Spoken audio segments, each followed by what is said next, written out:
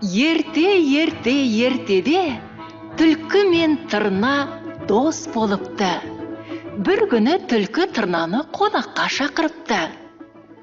Тырна, маған қонақ болып кет, деді.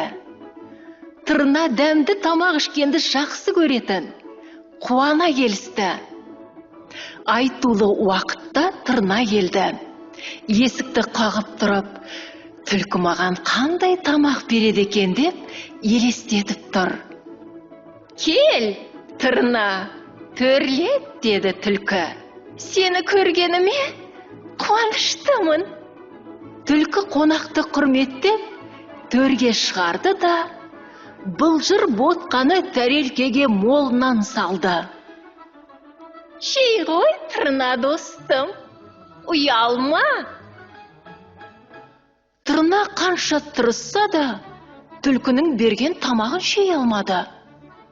Ұзын тұмсығымен тәрелкені ары тоқылдатып, бері тоқылдатып, тамақты татып та көрмеді.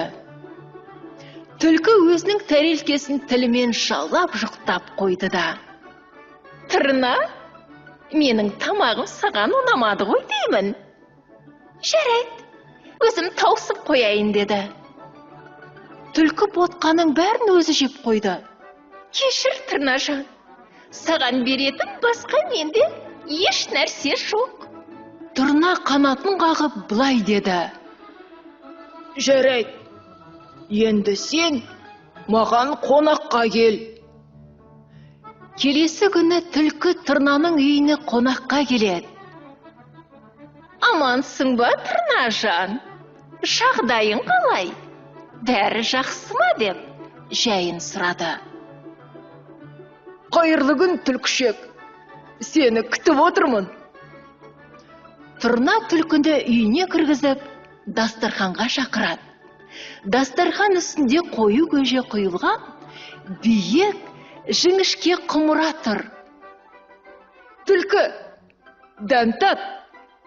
Бұған бар күшімді салдым, деді тырна. Дәмді тағамның иісі үйдің ішін алып кетті. Түлкі құмыраның біресе ар жағына, біресе бер жағына шығып айналып жүр. Құмыраның мойны тым жіңішке де ұзын.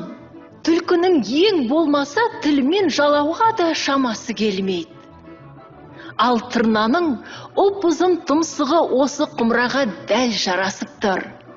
Ол көжені тұмсығымен шоқып жатып, түлкіге жымыңдап қарап қояды. Түлкі, сен неге ішпейсің? Менің тамағым ұнамай ма? Жақсылап тойып алам деп ойлаған түлкі әбден ашығып, ренжіп қалды.